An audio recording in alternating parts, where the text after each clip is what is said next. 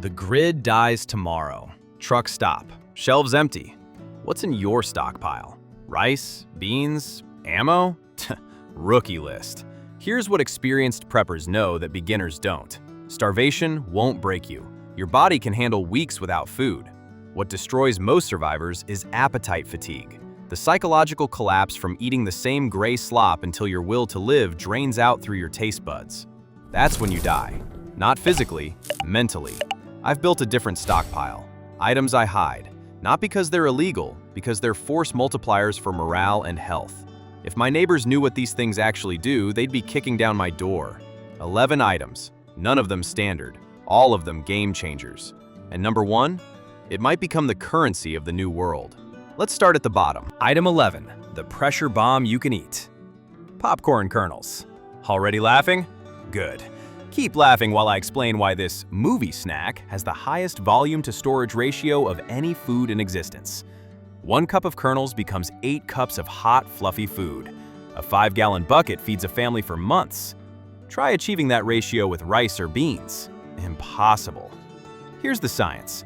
Each kernel is a biological pressure vessel, dense starch surrounding water at precisely 13 to 14% moisture. Heat it over a fire, and something remarkable happens. The water becomes steam. Pressure builds inside the hull until the structural integrity fails, and that gelatinized starch explodes outward, solidifying instantly in the cooler air into a cloud 40 to 50 times the original size. Why does volume matter when you're starving? Psychology. Pure psychology.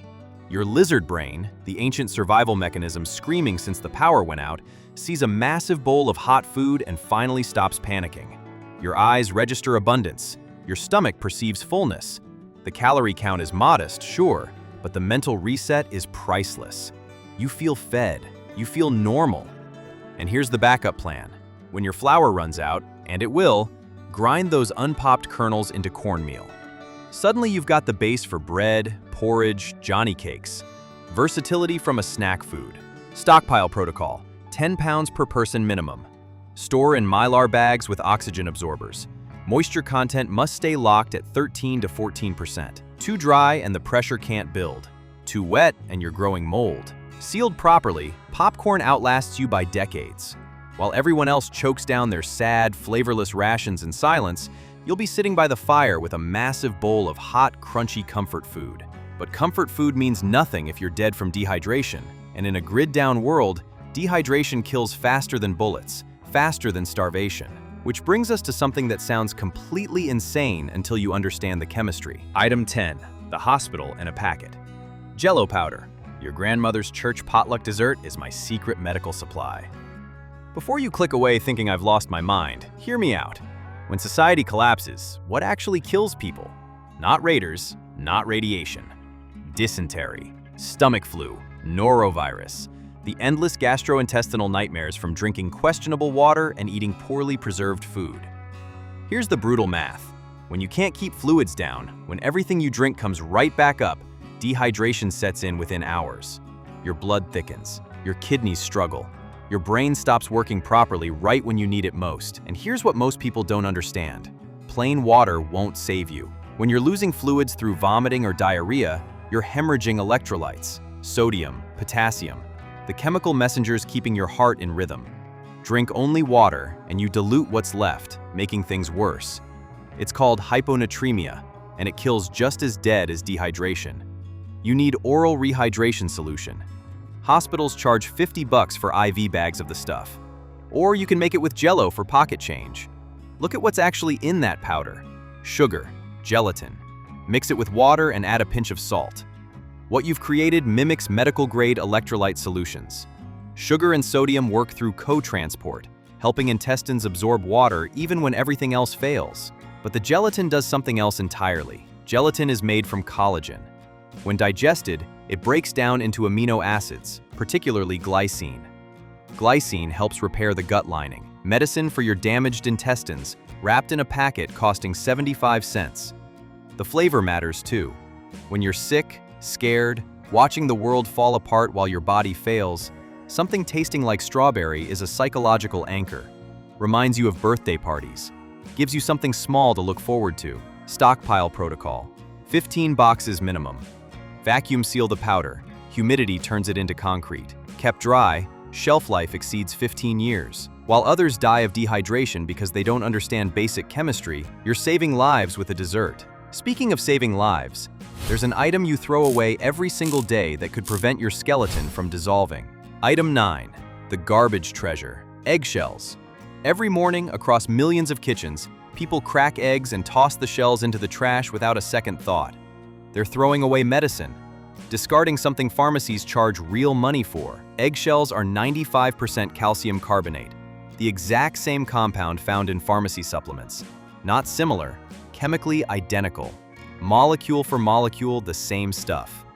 Post-collapse, where's your calcium coming from? No milk delivery truck, no cheese aisle, no supplement section. Every source you currently rely on vanishes overnight. Your body doesn't care about the apocalypse. It needs calcium every single day without exception.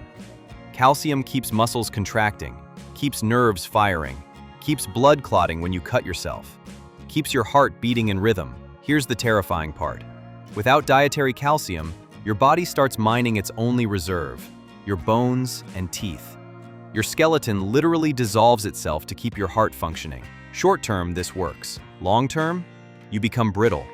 Bones fracture from minor impacts. Teeth crack and crumble. And let me tell you about dental problems in a grid-down world. No dentists, no anesthesia, no sterile environment. A simple toothache becomes an abscess becomes sepsis. Sepsis becomes a painful, preventable death. One single eggshell contains your entire daily calcium requirement. Process: save shells, rinse, accumulate. Boil 10 minutes to kill salmonella. Bake at 200 degrees until brittle. Grind to fine powder. Store in a jar. Never expires. Calcium carbonate is essentially rock. Half a teaspoon with food. Stomach acid converts it to absorbable calcium chloride. Lifetime supply of supplements from literal garbage. But calcium is just one piece. The human body demands extensive requirements. And there's one macronutrient almost impossible to find after collapse. The one making the difference between surviving and thriving. Fat. And fat has a serious problem. Item 8. Liquid gold that won't betray you. Ever heard of rabbit starvation? Sounds like a joke. It's not. Early American explorers actually died from it. Plenty of meat, eating every day. Dead anyway. The problem? They ate only lean meat. Animals like rabbits carrying almost no body fat. Your body cannot survive on protein alone. This isn't opinion, it's biochemistry. Without adequate fat, protein metabolism overwhelms your liver and kidneys. Nausea first, then diarrhea, then organ failure. You can eat 3 meals daily and still starve to death. Fat is essential. Fat provides essential fatty acids your body can't manufacture. Enables absorption of vitamins A, D, E, and K. Provides sustained energy without blood sugar spikes. Makes food actually taste like food. But here's the problem with fat in survival contexts. Most fats betray you. Butter? Rancid within days without refrigeration. Vegetable oils? Oxidize into toxic sludge. Animal fats? Support bacterial growth without proper rendering. Rancid fats don't just taste bad. They're full of free radicals, unstable molecules damaging your cells, promoting inflammation. In survival situations without medical care, consuming poison with every meal is catastrophic. Solution: ghee. Clarified butter, rendered over low heat until water evaporates and milk solids separate. What remains is pure butterfat. The parts of butter that spoil are water and milk solids. Remove them, remove the problem. Ghee is shelf-stable at room temperature for years unopened. Months after opening without refrigeration. Smoke point of 480 degrees, higher than almost any cooking fat. Fry, sauté, deep fry without breakdown into toxic compounds. Calorie density? 9 calories per gram. Pure, concentrated energy. 1 spoonful transforms survival mush into something tasting like civilization. Richness, flavor, satisfaction. A reminder of what eating used to feel like. Stock 10 to 12 jars per person annually. Cool, dark storage. When everyone else slowly dies of fat deficiency, wondering why they feel worse despite having protein, you're thriving on liquid gold. Fat handled, calories handled. But there's a gap in every prepper's pantry, killing slowly and horribly, and most don't even know it exists. Item 7. The bunker farm. Those canned vegetables stacked floor to ceiling in your basement? Dead food, literally. Canning requires extreme heat to kill bacteria. That's what makes it shelf-stable for years. It also destroys most vitamins, particularly vitamin C. Your canned peas have essentially zero. Your green beans have negligible amounts. That corn you're so proud of stockpiling? Nutritionally hollow compared to fresh produce. Without vitamin C, you get scurvy. Scurvy sounds like a historical footnote, something that happened to pirates. A solved problem. It's not. Scurvy is what happens to any human going long enough without fresh nutrients. 4 to 6 weeks of complete vitamin C deprivation before symptoms begin. First, gums swell and bleed. Teeth loosen as collagen breaks down. Skin develops spots as capillaries rupture. Old wounds, healed years ago, reopen as scar tissue dissolves. Joints ache constantly. Advanced stages bring internal bleeding, organ failure, death.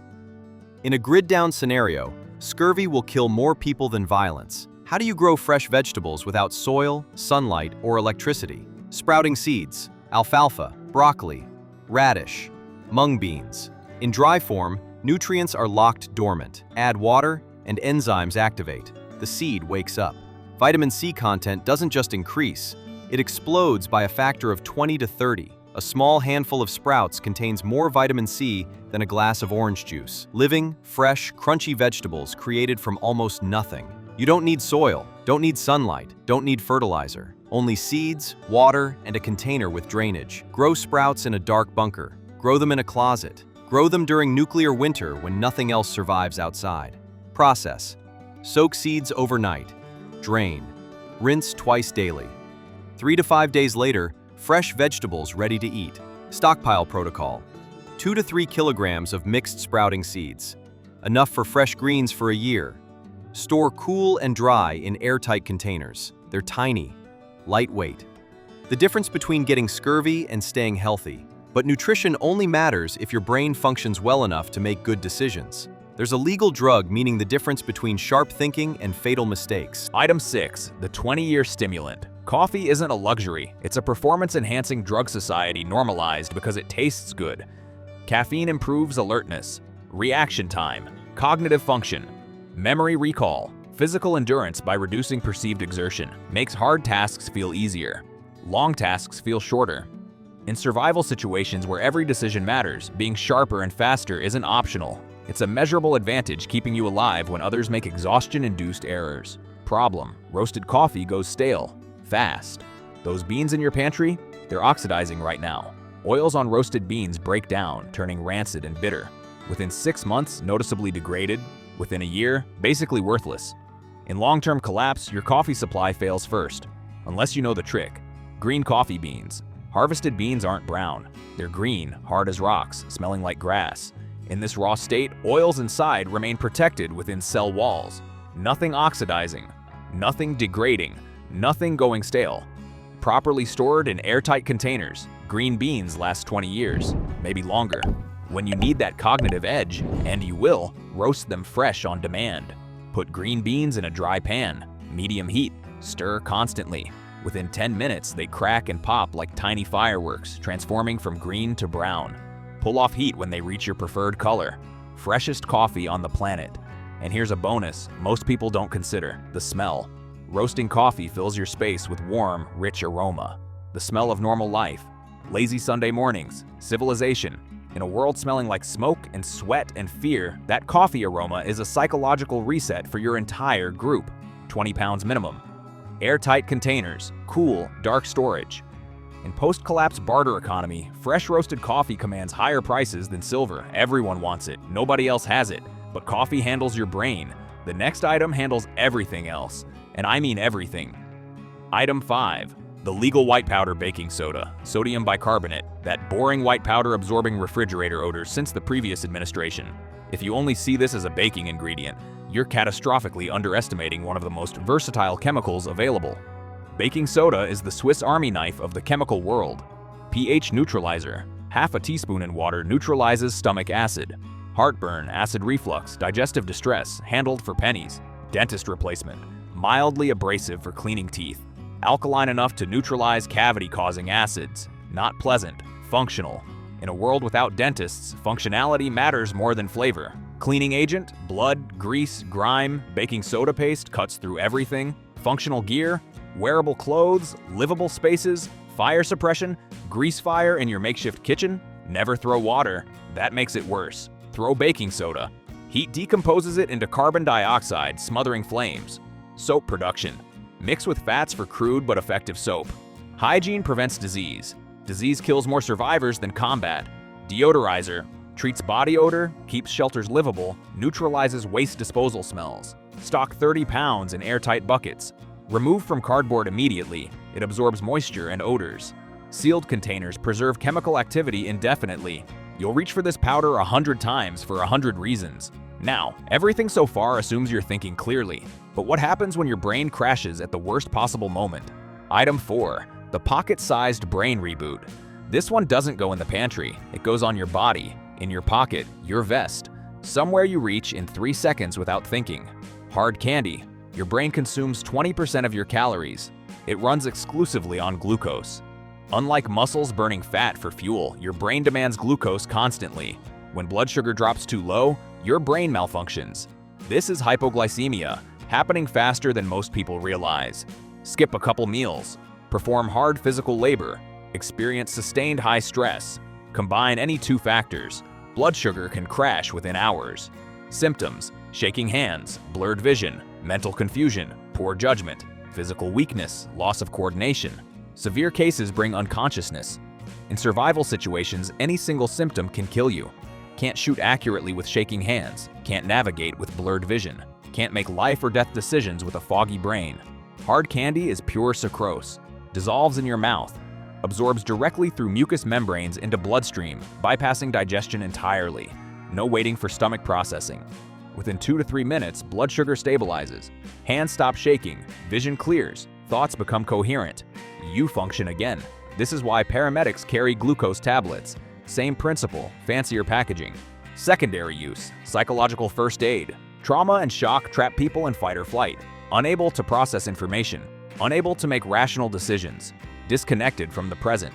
Something sweet, tasting like comfort, childhood, safety, acts as a psychological anchor, a physical action they can take.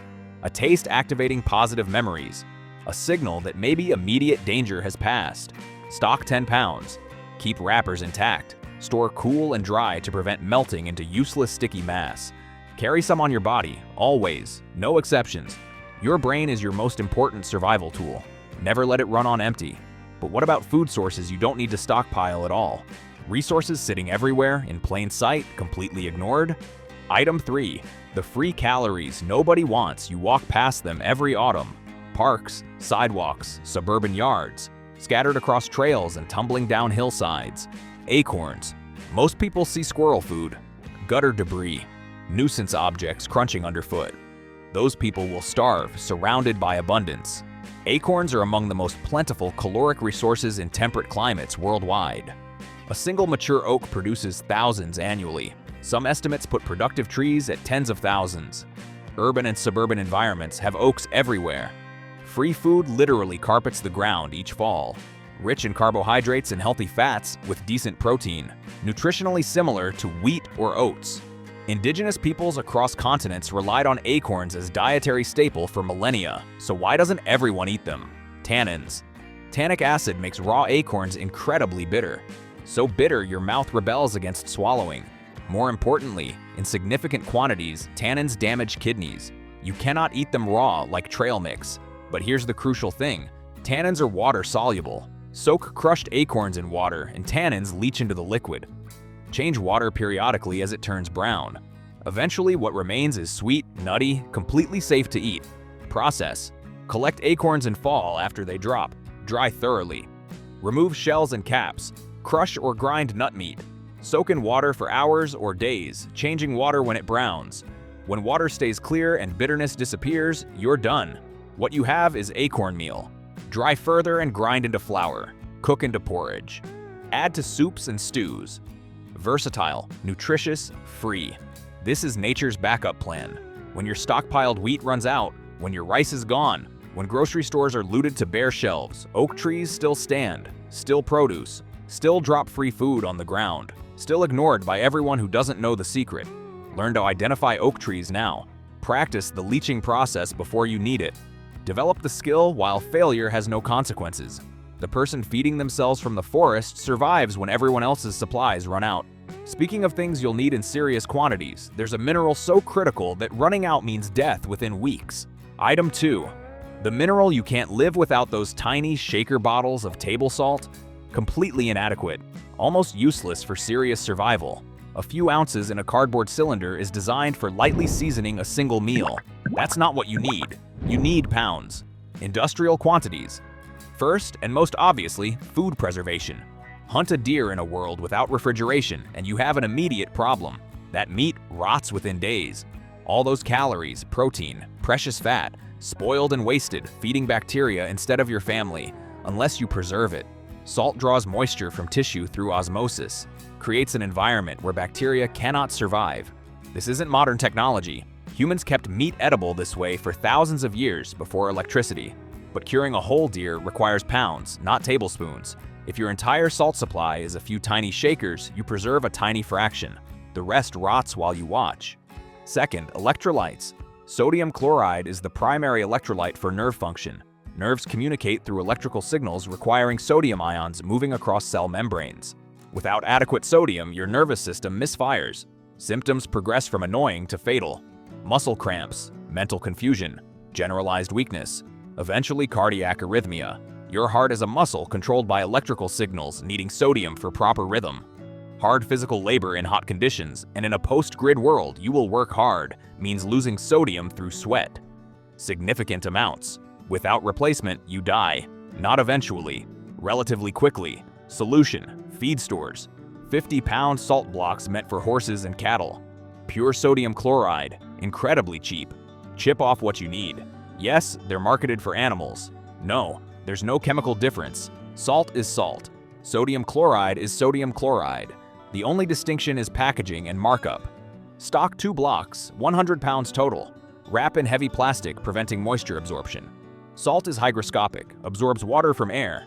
Exposed blocks slowly dissolve in humidity. Kept dry, salt outlasts civilization. When others watch their meat spoil because they never considered preservation, you're eating cured venison all winter. But even with all this, calories, preservation, nutrients, there's one final item transforming mere survival into something resembling life. And it's alive. Item 1. The living currency. My #1 secret. The single most important thing I stockpile. Yeast. Flour, water, and salt make a hard cracker. Dense, joyless, technically edible.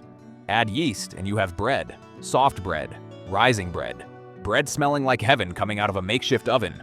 Bread representing normalcy, comfort, civilization. Bread making you feel human when everything tries reducing you to an animal.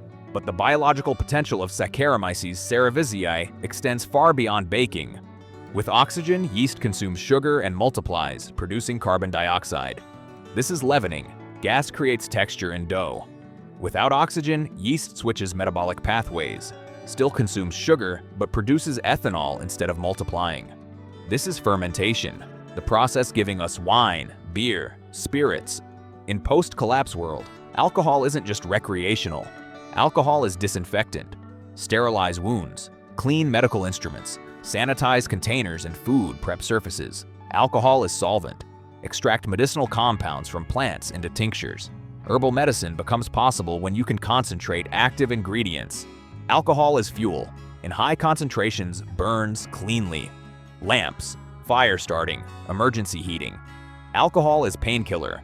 When anesthesia doesn't exist, when prescription drugs are memory, a stiff drink is significantly better than nothing for someone facing surgery. Alcohol is universal trade good. People always want to forget their troubles, especially in desperate times. A reliable alcohol source makes you valuable to everyone. Control yeast, and you're simultaneously the village baker, pharmacist, and distiller. Essential, irreplaceable. Here's the catch making this tricky. Yeast is alive. Living things die. Heat above 120 degrees damages cells. Above 140, completely dead. You cannot leave yeast on a shelf in a hot garage expecting it to work later. Even in ideal cool conditions, viability slowly declines. Individual cells exhaust internal energy reserves, dying one by one. Typical active dry yeast has a shelf life of about 2 years at room temperature. My protocol: vacuum-sealed bricks stored in deep freezer, where cold pauses the biological clock. Frozen storage keeps yeast viable for many years, possibly indefinitely. Grid goes down, bricks move immediately to coolest basement location. Used strategically, sparingly.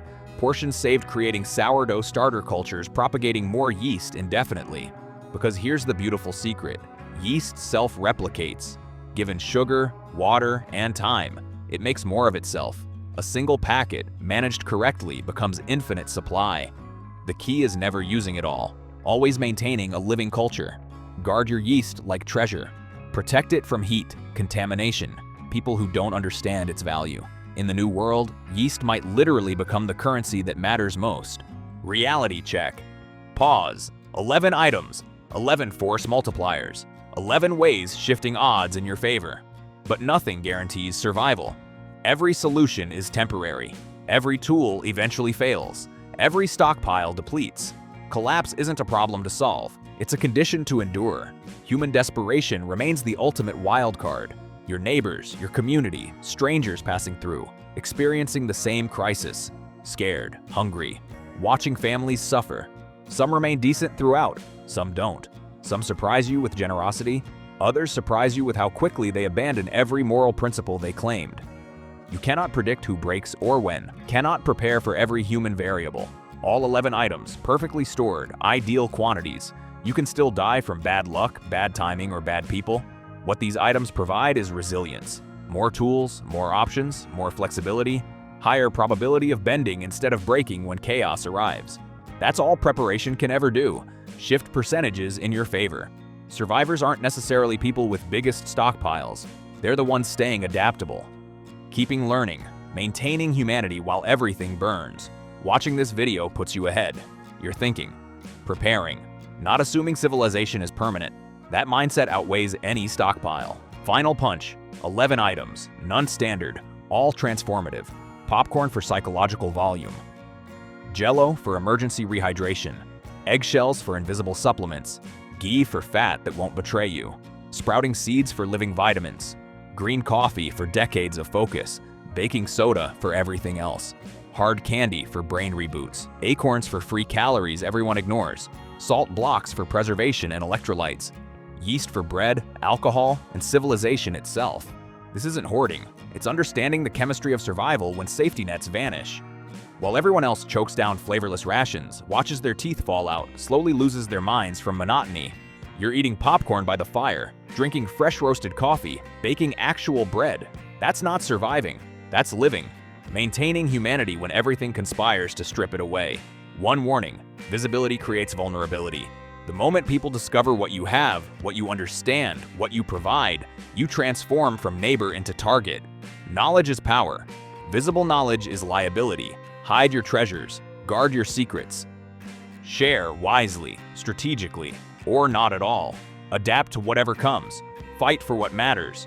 Use the chaos while others flounder, or become part of the landscape. Your choice. Don't take too long making it. One question before you go. What's your guilty pleasure prep? The item with zero nutritional value but maximum mental value. The thing with absolutely no logical place in a bug-out bag, but utterly essential for keeping you sane. Drop it in the comments. Keep your powder dry. See you in the wasteland.